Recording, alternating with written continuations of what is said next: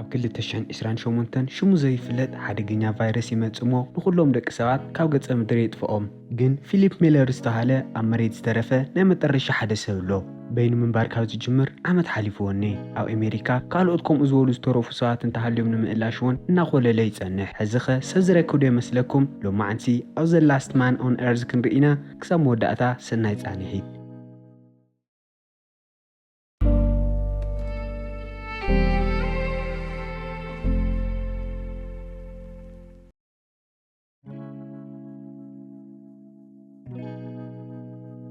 ፊሊፕ ዓመት ሙሉ ኣብ ኣሜሪካ እናኾለለ ሰባት ድሕሪ ምእላሽ ዋላ ሓደ ሰብ ክረክብ ስለ ዘይከኣለ ናብታ ዝዓበየላን ዝነበረን ቱሶን እትበሃል ከተማ ይምለስ ዝኾነ ሰብ ብኡ እናሓለፈ ንኽሪኦ ብዝብል ተስፋ እውን ኣብ ቱሳን ብሂወቱ ንኽኦ ዝብል ጽሑፍ ኣብ ኩሉ ዓይነት ቦርድ ይጽሕፍ ናብታ ዝነበረላ ገዛ ኣትዩ ዘድልዮ ዝበሎ ንብረት ይጥርንፍ እሞ ናብታ ሃፋቶም ዝነብሩሉን ዝኸበረን ዝጸበቐን ገዛውቱ ዘለዎ ሰፈር ይኸይድ ኣብቲ ከባቢ ዝነበረ ዝዓበየን ዝጸበቐን ገዛ መሪጹ ናብ ውሽጢ ኣቱ እሞ ሓድሽ ገዛ ኢሉ ይስምዮ ኣብቶም ዝቕጽሉ ዝተወሰኑ መዓልታት ነቲ ዓብዪ ገዛ ብዝተፈላለዩ ፍሉጣት ስእልታትን ካብ ዋይት ሃውስ ዘምጽኦ መንጸፍን ካልኦት ክባራት ቅርሳቅርስን ገይሩ የመላኽዖ ኩሉ ግዜ ቅድሚ ናብ ህራስ ምኻዱ ፊሊፕ ኣብ ዓራቱ ደቂሱ ንእግዚኣብሔር ይቅርታ ሓቲቱ ንመጨረሻ ግዜ ናይ ሓንቲ ጓል ገጽ ንኸርኦ ይልምን እታንቱ ጥራይ ገይሩ ናብ ዕዳጋ ይኸይድ እሞ ብሽጉጥ እቲ ማዕጾ ኸፊቱ ዝደልዮ ንብረት ይወስድ ፊሊፕ በይኑ ምንባር ብጣዕሚ ስለ ዝኸወዶ ኣብ ሓንቲ ዓመት ጥራይ ኩሉ ስነ ምግባሩን ስነ ስርዓቱን ረሲዑ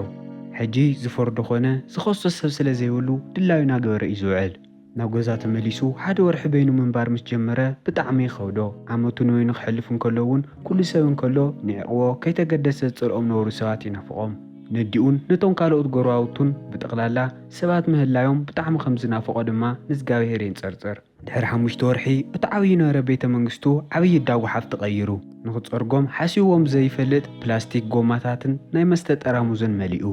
ንኹሉ ነገር ምኽንያት ስለ ዝሰኣነሉ ክሰብ ምዃኑ ረሲዑ ከም እንስሳ ምንባር ይጅምር ፈሳሲ ማይ ስለ ዘየለ እቲ ሽንት ቤት ብሃይላንድ ጎማሙ ተጸቒጡ ይጸንሖ መማረፅ ሲኢኑ እውን ናብቲ መሐመሲ ይኸይድ እሞ እቲ መንጠር ጣውላ ዝኾነ ክፍተት ፈጢሩ ከም ሽንት ቤቱ ይጥቀመሉ ንእሽተይ መሐመሲት ጎማ ብመስተን ኣልኮልን መሊኡ እውን ነብሱ እናተሓፀበ እቲ መስተ ይሰቲ ሓደ መዓልቲ ናብ ባር ይኸይድ እሞ ብዙሓት ኩዕሾታት ኣምፂኡ መንነትን ገጽን ሲኢሉ ከም ሰባት የውግዖም እቲ ምሸት ንሱ ጋሪ ዝበሃል ኩዕሾ ናብ ሓደ ድኳን ሒዙ ይኸይድ እሞ ንዝፎትያ ባምቡላ እናተዛረበ ይጸንሕ እናተዛረባ እንከሎ ይዳኽመሉ እንከሎ ግን ክዓብድ ይቐርብ እሞ ብበይኑ ምንባር ስለ ዝሰልችዮ ህይወቱ ከጥፍእ ይውስን ናብቲ ሰሃራ ኸይዱ መኪኑ ምስ ሓንቲ እምባ ጋጩ ንቐትል ነቶም ኩዕሾታት ኣዕርኽቱ እናተሰናበቶም ይጸንሕ ድሓር ናብ መኪኑ ይስቀል እሞ ናብቲ እምባ ክጋጨ ብዘለዎ ፍጥነት ይጓዓዝ ግን ንኽጋጨ ሰከንዳት ጥራይ ምስ ቀርዮ ብርሕቐት ትኪ ይርኢ ፈጢኑ ናብቲ ትኪ ዝወጸሉ ነበረ ቦታ ይኸይድ እሞ ሓዊ ዝነደደ ይጸንሖ ናይ ሰብ ምልክታት ብኩሉ መንገዲ እናርአየ ይጸንሕ እሞ ግምጥል ኢሉ ኣብ ገመድ ዝተሰጥሐ ናይ ጓል ክዳውንቲ ምስ ረአየ ናይ ልቡ ይሕጐስ ኣምላኽ ጸሎቱ ሰሚዑ ዝደልዮ ዝሃቦ ኮይኑ እዩ ተሰሚዕዎ እቲ ክዳን ትኽክለኛ ምንባሩ ንምርግጋጽ ካብቲ ዝሰጥሕሎ ውሪዱ ይሸጦ እሞ ውንኡ ስሒቱ ናብ መሬት ይወድቕ ክነቅሕ እንከሎ ሓንቲ ጽብቕቲ ጓል ኣብ ብርካ ሓቒፋቶ ትጸንሕ ኩሉ ዝደልዮ ነገር ከም ትገብረሉ ቃልኣትያ ክትስዕሞ ድንን ትብል እሞ ፊሊፕ ካብ ደቃሱ ይነቅሕ ለካ ምዛ ጓል ዘሕልፎ ነበረ ነገራት ሕልሚ ኢነ እታ ትኽክለኛ ጓል ብዕድመ ዕብይ ዝበለትን ከምታው ሕልሙ ነበረት ጽብቕቲ ኣይኮነትን ትስዕሞላ ዝመሰሎ እውን ንኽተንቅሖ CPR ትገብረሉ ስለ ነበረት እዩ ክልቲኦም ተደናጊጾም ድሕር ይብሉ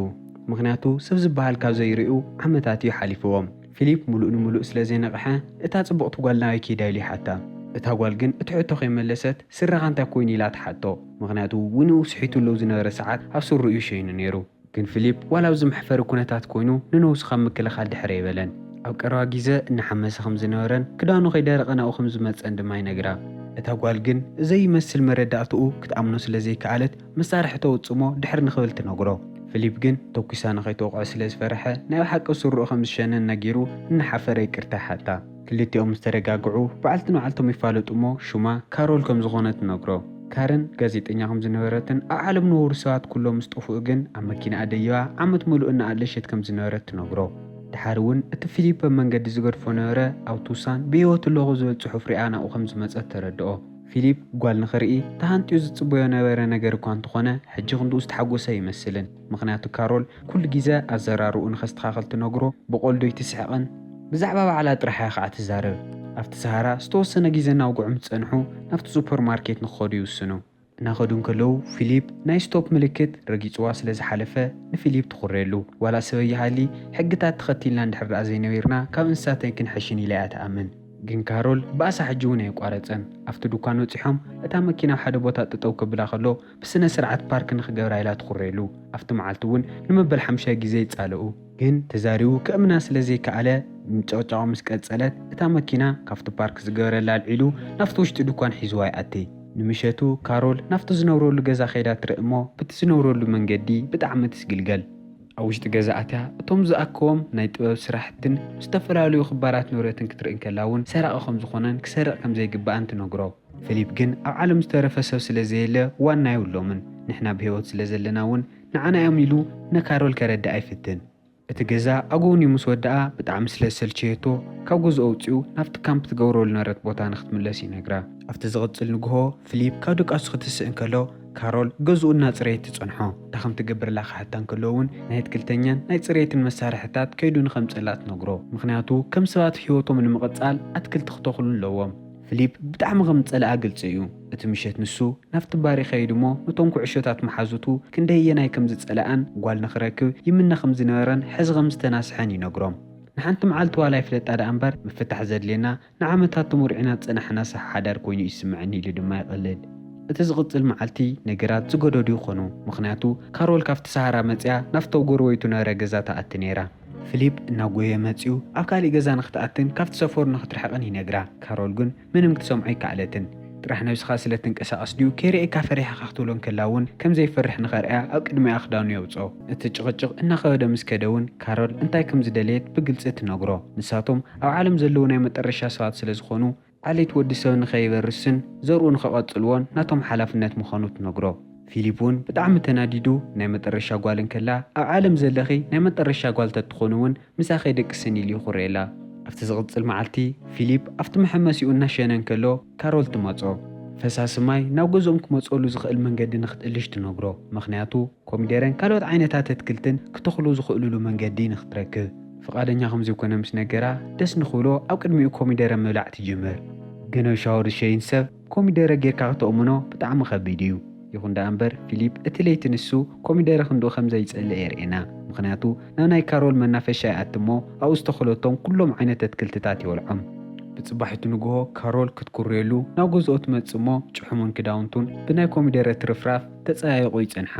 ግን ከምኡ ኢሉ እንከሎ ዋላ ኮሚደረ ከም ዘይርአን ከም ዘይበልዕን ተዛረቡ እዩ ክሒድዋ ኣብቲ ሰዓት ንሱ እውን ካሮል ማይ ናብ ገዛኣ ክትቀድሕ እናሞከረት እግራ ከም ዝተጎድአት ይርኢ ድሕሪ ዝተወሰኑ መዓልታት ካሮል ከምቶም ናይ ቀደም ሰባት ሂወታ ስነ ስርዓት ጌራ ንምንባር ተስፋ ትቆርፀሉ ከምቲ ፊሊፕ ዝገብሮ ኣብቲ መሐመሲኣ ንሳ እውን ሽንቶየት ክትቅይሮ ጣውላ ሒዛ እናኸደት ይሪኣ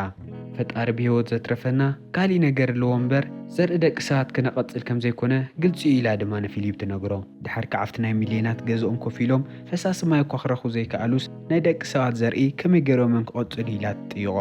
ፊሊፕ እውን ንካሮል ክፍሉ ግዜ ትርብሾ ጨቕጫቒት ሰብ ገይሩ ይሪኣ ስለ ዝነበረ ከምዚ ኢላ ክሪኣ ብጣዕሚ ይሓዝን ድሓር እውን ናብቲ ናይ ከተምኦም ናይ ማይ ሜትር ቢሮ ይኸይድ እሞ ናብ ተኽላት ማይ ክመፀሉ ዝኽእል መንገዲ የስተኻኸል ካሮል እውን ፊሊፕ ጽቡቕ እናገበረ ስለ ዝርአቶ ብጣዕሚ ተሓጒሳ ድራር ምስኣ ንኽበልዕ ትጋብዞ እቲ ምሸት ንሱ ፊሊፕ ንመጀመርያ ግዜ ድሕሪ ክንደይ ዓመታት ስነ ስርዓት ዘለዎ ምግቢ ይበልዕ እናተጫወቶም ከለዉ እውን ናይ ፆታዊ ርክብ ወግዒ ይመፅእ እሞ ፊሊፕ ሕጂ ምስኣ ክደቅስ ፈቃደኛ ከም ዝኾነ ይነግራ ብዝገርም ኩነታት ግን ካሮል እንከይተመርዓያ ምስኡ ክትደቅስ ከም ዘይደሊ ትነግሮ እሞ ቀልዲ መሲልዎ ብጣዕሚ ይስሕቕ ግን ደጊሙ ክሓታ እንከሎ ካብ ልባ ምዃናን እንከይተመርዓያ ሓንቲ ኢላ ከም ዘይትቐርቦን ትነግሮ ትርጉም ከም ዘይብሉ ዋላ ናፈለጠ ንዓኣ ክሐጉስ ኢሉ ንኽትመርዖ ይሓታ እቲ ዝቕፅል መዓልቲ ቀለበት ክኣስሩ ናብ ቤተ ክርስቲያን ይኸዱ እሞ ትሰብ ከም ዘሎ ተኸዳዲኖም ናይ ቀለበት መእሰሪ መሓልኦም ይምሕሉ ፊሊፕ ምንም ዘድሊ ነገር ኮይኑ ዋላ ተዘይተሰምዖ ንካሮል ክሐጉስ ኢሉ ኩሉ ይገብር እቲ ቀለበት ተወዲኡ ካብቲ ቤተ ክርስቲያን ክወፁ ከለዉ መዓት ሰባት ከቢቦሞም ይፀንሑ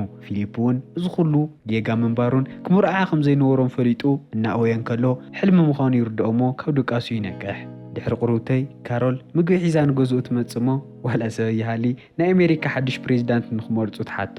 ፊሊፕ ዋላ ተረቢሹ እምበር ሕራይ ንምረፅ ኢሉ ንባዕሉ ይመርፅ እሞ ንሳ እውን ንዑ ስለ ዝመረፀቶ ናይ ኣሜሪካ ፕሬዚዳንት ይኸውን መረፅኦም ወዲኦም ንመጀመርያ ግዜ ፓስታ ብሚትቦል ካሮል ንፊሊፕ ትጋብዞ ድሕሪ ዝተወሰኑ ሰሙናት እቲ ናይ መርዖኦም መዓልቲ ይመፅእ እሞ ካሮል እቲ መርዓ ምድላው ፊሊፕ ድማ ነቲ መርዖኦም ዝኸውን ቀለበት ንምምፃእ ልኡኽቶ ይወሃቡ يخون دا أمبر فيليب أو كندت قلبت مقلاش نتون كعشتات عرختو أكيو شوغري قورو لومو استفلاليو نقرات إناك أتسالي وعل كأو حليفو نتابان بلا فقرانيو أخيدو السناوتا كل جيزة خمزير الساعان نايزل آلماويت فقرو مخاناوني نقرا ومترشات معالتي نفط بيت كريستياني خيدمو كارول استمرعيلو معالتي نخد قدح كاميرا داليات صنحو كل توديو قلبتنا وطاعتا زأتيلو ساعات مس أخلاقين اتك قلبت حيزو خمزي متسات فلتمو كارول بتعمت النادد كلتيوم نخمرعين بحادا نخنورون كل تعار تقبر لا نسامو خانا مس فلتاتون حاديقاتو توزق اتمشت نسو فيليب يكرتا نخ حتى ناو غزا أخيدي وحخو حمو كتملسو ليك عالدن بتعم تناديدو نتقدميت نور معصو بمدشا سيرونا وشتي آتي تأتن كلون اتغزا بناي مرعا ديكور تتصوابيقون افتما أخل غزا ناتو حاولتو زلو كيك بمرآيون بتعم خمزة عادتي رئي زخل جيراس نمنتاين إشي زي حقز كوايلو بنوزو حزينون ناو كارول كيدو نخلو نغاري كرتا حتى أزراران ملكعان صباحا ولا يفتيو أو عالم استرفتو حنتو قال نساس لزخونت كاولو بخمز فوتاي نقرا مخناتو السات زيت اللي نيرا كالموارح أفت سهرا مس امن تقاجو نوعلو طفيو محليه نكخ حسالون فيليب ندورك حزواي خيدمو أفت قزاز نورو كلهم قلباتات نوطاعتا ائتيلا حزوون دقيموم اتنا مرعا سنسرعات بزقبائي ودقوو اتمشت نسو فيليب دحرق ندوارح زتصليلو نارا نقر بمركاو تحاقيسو نامدك أسو يخيد قنت كونتات كمتو فيليب تتصبيو يتسنحن مخناتو كارول بزي مقراتات تزارو نيرا أفت زغط المعالتي فيليب كبا أساس دزداليه أفت مأخل قزا تينسنا تجاوتي يتسنحا كتكورنا تتصبياون كارول مسو مجوات سلز جمرات بتعمي قرم اتمعالت نسون فيليب بينو غلو زغورو منورو نقرات إنا غورو بحدي يحلفوه حاو زينو دونك داون تتخدينهم نقرات حاولنا كاتسولون